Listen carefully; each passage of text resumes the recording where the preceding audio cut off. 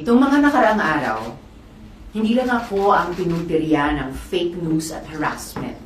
Matapos lumitaw ang video ng nagpakilalang si Michael Maurilio o alias Rene. Mula na rin sa sarili niyang bibig, siya ay tumestigo noon sa pagdinig ng Senate Committee on Women sa mga alegasyon ng seryosong krimen laban kay Apollo Kibuloy at sa KOJC. Yung video niya, hindi lamang fake news. Ito ay malinaw na witness tampering. Bukod pa sa harassment sa mga biktima at testigo ng napakalaking kasong ito at sa aking staff. Michael's video, which exposes the identities of witnesses and victims and discloses the personal information of my staff, presents a clear and present danger to people's safety. The witnesses and the victims who told the nation about the abuses and crimes, the charges now being faced by Kibuloy and the KOJC, now feel even more threatened after their names were revealed. Some of my staff have also had to exercise extra precaution for themselves and their families. Make no mistake, this isn't just an attack on my office. This is an attack on truth-telling. Kaya hindi natin hahayaan na takutin nila ang mga witnesses at sindakin nila ang Senado. Kaya sa mga nasa likod ng video na ito, you have crossed a line. Sobra na kayo. Dahil doon, I have consulted with my legal team and on Wednesday, we will file a complaint before the NBI and seek their assistance in investigating the people responsible for this video and those systematically circulating it in their disinformation networks. This is only step one, and we will take further decisive action, including the filing of criminal complaints. Para sa mga testigo at biktima at para sa Senado, maniningil kami ng hustisya. Now, last week, I promised na ilalabas namin ang mga ebidensya na patunay na nagsisinungaling siya. Si Michael ang paulit-ulit na lumapit sa aking opisina. Hindi siya tinakot, hindi siya pinilit. Siya ang naghabol sa amin para magpahayag ng kanyang panig. Narito ang mga resibo. Noong December 14, 2023, he emailed my office. Sabi niya, quote, "Dati rin po akong worker ni Pastor Kibuloy. Tumiwalag dahil sa pang-aabuso at pananakit. Ngayon lang nagkaroon ng lakas ng loob dahil na rin sa takot. Baka ipapatay ako." Close quote.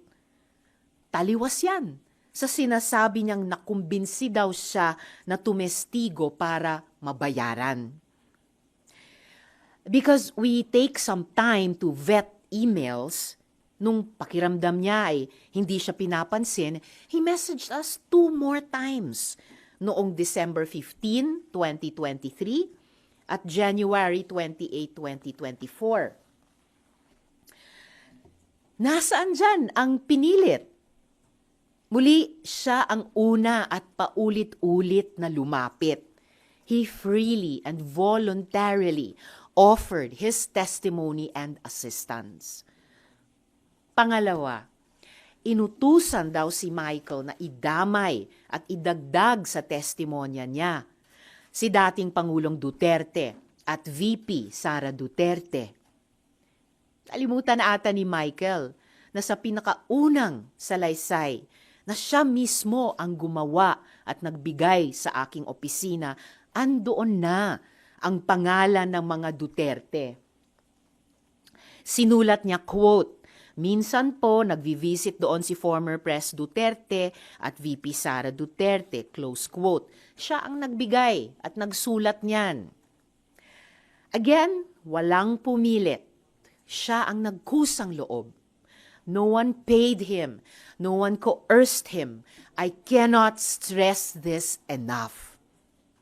In fact, on February 7, 2024, he was the one who asked us for money. Quote, I just want to ask if her office give a financial assistant. I want to buy a new laptop. Close quote. Malinaw ang sagot namin sa kanya. Our office has a strict policy of not providing financial assistance to potential witness and witnesses. He knew that. And yet now, on video, he claims we gave him 1 million pesos. That is a lie. And he knows it. Pati sa detalye ng tinulugan, ang sinungaling niya.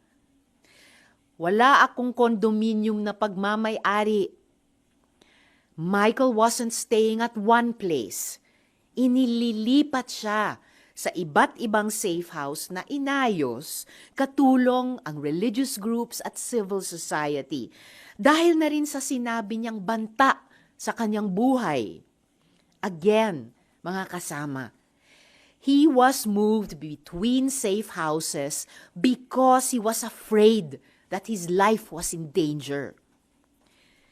This is our system of coordinating witness safety since the Duterte years.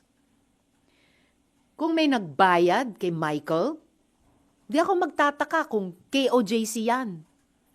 Noong February 22, 2024, umamin si Michael sa aming opisina na kinukumbinsi daw siya ng mga kakilala sa KOJC para mag-recant o magbumawi sa hearing.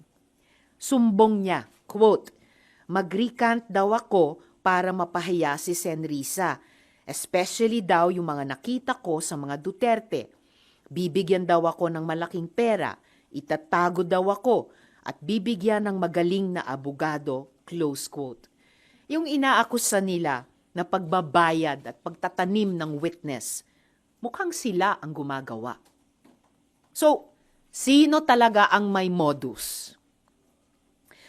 I also want to note na nag-reach out sa amin yung ilang testigo pa sa Kibuloy hearing at sinabi na handa silang patunayan na hindi sila binayaran para tumestigo.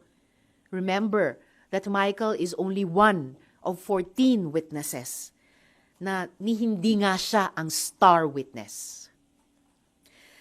Michael also claims that I threatened him. Yet, on June 22 and 23, 2025, just this month, just last week, Michael was the one frantically messaging my staff. Sabi niya, quote, help me, kinidnap ako at tinatakot ako ng kingdom. Dito ako kinulong sa Glory Mountain, send rescue now, close quote. We took his messages seriously. We forwarded them to the PNP in Davao for immediate action. At noong kumikilos na ang PNP, biglang lumabas ang video.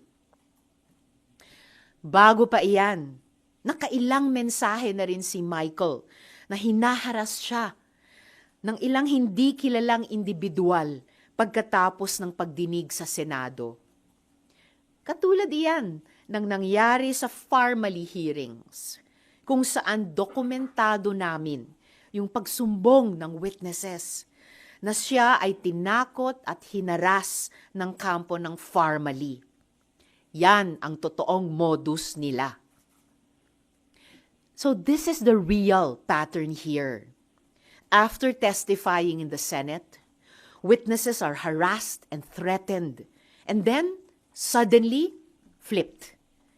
So let's call this what it is: witness tampering, fake news, psychological warfare. Ang mga kasinungalingan ay insulto sa pagdurusa at tapang ng mga witnesses.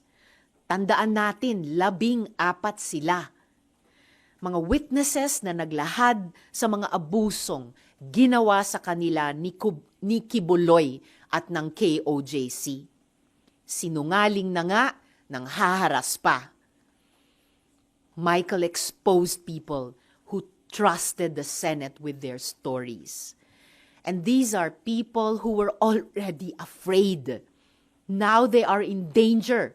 Again, yan ang talagang kinagagalit ko. Hindi lang ito paninira. Those responsible for this video crossed a line and they will be held to account. Muli, I have consulted with my legal team and on Wednesday, we will file a complaint with the NBI. We will work with them for a full investigation into the people who created this video and the networks amplifying it. And we're not stopping there. We are preparing criminal complaints. To those behind this, you don't scare us, but you should be scared of the truth. Because no one gets to endanger our witnesses, my staff, or harass the Senate with impunity. We will not let this slide. We will fight back. Hindi nila mapipigilan ang katotohanan.